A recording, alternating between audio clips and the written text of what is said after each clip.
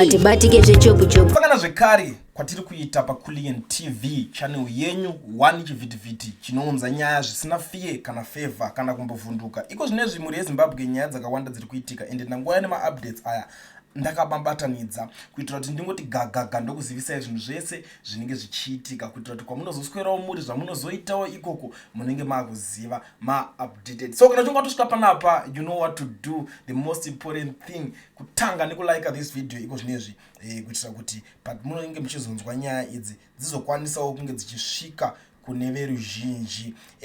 Panapa chinhu chekutanga ndiregedza ndingotangira pakuti vanhu veZanupf vakupandukirana nevanhu vakupandukirana pachavo nehurumende yavo nenyaya yematreni, maluxury train iyaya. Vari kubuda vari kupopota zvisingaiti. Nyaya iyoyo yavhundutsa veruzhinji, yavhundutsa vanhu vakawanda. Ndiri kuona even mapages eZanupf acho vari kubuda vachitaura kuti aiwa apa mazonyanyisa kutijairira kwacho. You know, nyaya dzizhinji idzi padzinoitika patinombobuda tichidzitaura, vanhu vanoti imimi sei muchiita ruvengo, sei muchivenga nyika yekwenyu, sei muchivenga zvinhu zvinoitwa nevanhu vekwenyu. But iko zvinezvi pasina kwekuhwandira, pasina kwekutiza. Ende ndiri kuona kuti mashoko iwaya avabuda vachitaura ari kunyanyisa zvakanyanya kubata veruzhinji.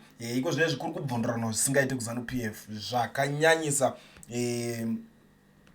Ndichibva ipapo pane nyaya imwe yanga irimo iri kunetsana. Vakomana mukatenda, vakomana vanombotambira kuma social media zvakanyanya vakadairira nyaya iyo futi zvakanyanya. Pane mukomana anonzi Shadaya anongobuda achingoita zvinhu zvake achingotaura yese yaanenge achida. Aitotaura kuti aiwa inini zvangu is better kuti nditogara mudheni mangu mutori neluxury kudarika apa, ende zvitori nani kutokwira bhazi pane kukwira chitreni chavo ichocho. Ndakaona Taurai Kandishaya uyo weZanupf achitaura kuti kosei musiri kupa Shadaya advice kuti angoperera pakutuka madzimai. Kupolitics kwaakuswedera kunoku hakuna shamudiki. Kana watidena hatidi anozoti mandidarirei wakutanga vakomana musocial media imomo. Ndikuona Shadaya wacho ndobva apindura akati, we are here to have fun, we can agree and disagree, that's what makes social media fun, but never insult or threaten me, especially threatening me. I don't give a F. You know what you mean, okay? Who you think you are, you don't roll like that with me. Anyways, enjoy your weekend folks. Ndo mashoko akabuda achipindurwa na Taona Shadaya achipindura kuna Taurai Kandishaya wacho achipindurwa achiti aiwa kuna munhu asingatye anotaura kuti handitye, vasingatye havatye, unongovaona nekusatya. If you choose politics, accept the cost, good or bad. Apedza zvake achipindurana ipapapa. Ende panyaya iyo tichibva tikuona zvekare veNRZ vekumbobuda vacho vachiti zvoni train iyi iri kuita $60 vakazongodzikisa vakadedzera kuti train iya yadzika yave kuita 20. Ende veruzhinji vari kutaura kuti chero ikanzi 20 zvakangofanana nekuti imari inenge ichitambiswa parikunzi is the waste of money. Zvisi kutombobata vanhu zvakanaka pamusoro penyaya yetrain iyo, but so far so good ndo pazvasvika pane nyaya yacho. Ende tiri ipapo ndiri kuonawo kuti zvekare kune mamwe macharacters akutanga kubuda, you know, zvatinenge tichimbotaura panapa kuti vana vembwa havasvindire musi mumwe chete.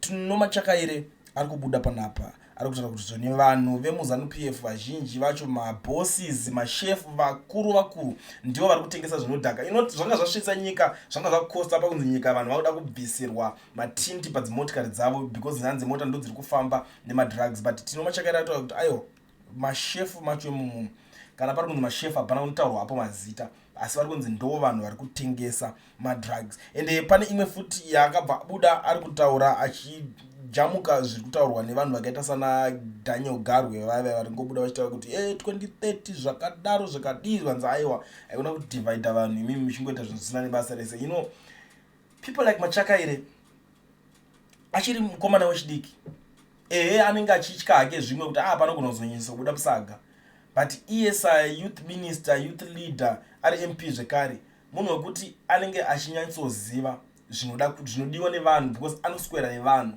vanhu vanonyatsomudza zvinhu zvinonyatsomeka sense zvine musoro. Asiyana naDaniel Garwe, ukuthi Daniel Garwe hakuna kana munhu anombomuvhotera kana anomboti toda kuti tizodai so naDaniel Garwe, ukuthi Daniel Garwe haana kana chinhu 1 chaanomboitira community. Even kubva achizvarwa hatina kana chatakamboona chine musoro chakaitira Zimbabwe, kunze kongobuda achingotaura kuti it's final, hakuna election ratiri kuita 2028 takutongosvika 2030 ava Mnangagwa, achingoita yaari kuita iyo.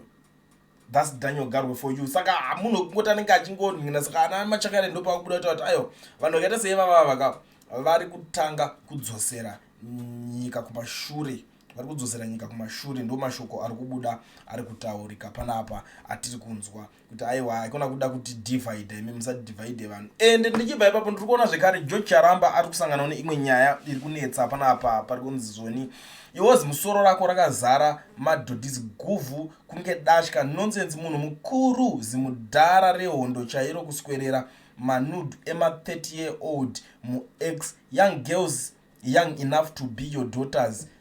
Imka yemurume mashoko aya ari kubva akomana uyu dudu uyu kwa ameno zvanomboitawo musikane yeyo but ndiye ari kutaura mashoko iwaya.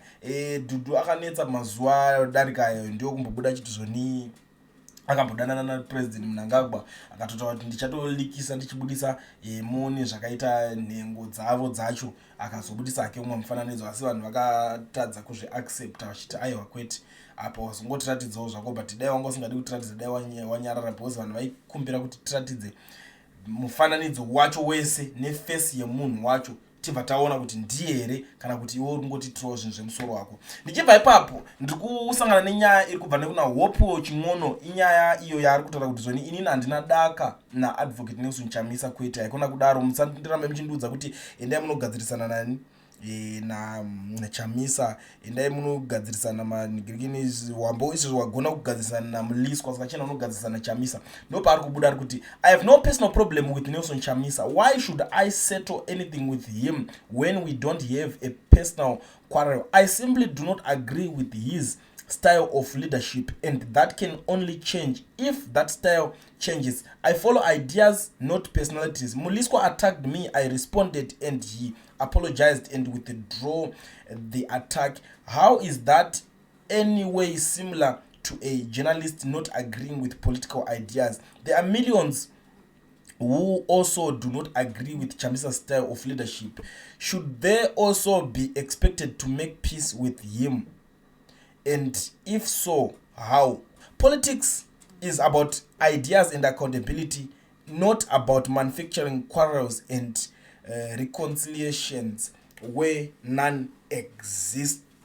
Ndo mashoko ari kubuda towana Hope Ching'ono saka ari kuti iyo nyaya iyo musaswere muchiti ndiri kunetsana nemunhu kani mimi kuno vazhinji vasingatowiriranewo nani naChamisa wacho saka vaikona kunditi inini ndigadzirisane naye imimi zvamusingawiriranewo nestyle yake makambotanga kuningirikini here. You know what, inini there is one thing chandoda ngozivisa vanhu vese kuti vagara ngoziva nyaya dzinoitika dzine chekuita nana Chamisa idzi.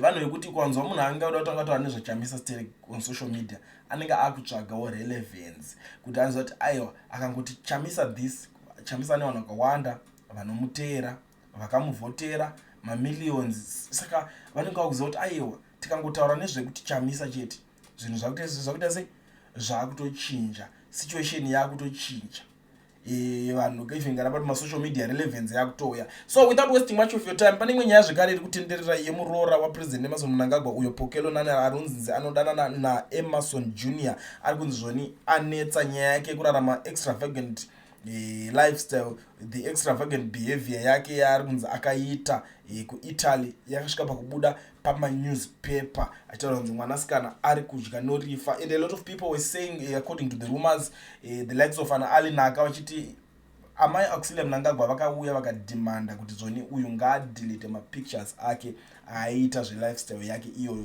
kuItaly. Zvinogona kuzokutaka kukonzeresa pamuromo muri kuona nyaya yacho iri kuitika saka Pokelo vasvika pakubuda munewspaper rekuItaly nekudya mari muroora wapresident Emerson Mnangagwa. Zvakaoma mufunge zvinhu zvinongoitika zvacho ka I don't even know kuti tingaitangira papi tichiperera papi. But without wasting much of your time sekutaura kwandamboita kuti maupdates ari pano akawanda. Ndoda kungozivisana nemi muri yeZimbabwe kuti kana uchingori muSouth Africa unoregisterwa company ubva uvhurwa FNB business account usina work permit kana study permit zvaizi bata ONO education research anokwanisa kukuregistera anokwanisa kukuitira zvinhu izvozvo otosara watopa nezvinhu life yako yakutanga tokuendekera. Saka garai mabata ONO usaswera uchivhaironzwa una bank account ndikiti muSouth Africa mukore uno because hauna permit aiwa iye ari kusota because icompany iri registered ndosaka ichikwanisa kuitira vanhu just the same zvamufana nemi zvamunoita munoenda muchinovhurisirwa mapermits mavisa nemamwe macompanies is just the same iyewo anokwanisa ndozvaanoita zvekuregistra mumacompany nekuvavhurira maFNB business account saka garai mamubata mutaura naye akuitirei akusoterei